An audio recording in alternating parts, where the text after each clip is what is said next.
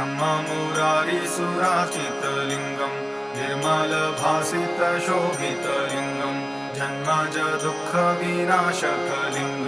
तत्प्रणमामि सदा शिवलिङ्गम्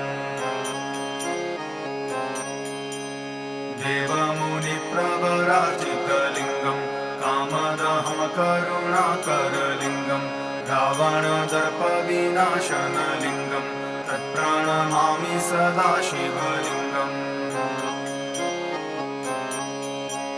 सर्वसुगन्धिसुलेपितलिङ्गं बुद्धिविवर्धनकारणलिङ्गं सिद्धसुरासुरवन्दितलिङ्गं तत्प्रणमामि सदा शिवलिङ्गम्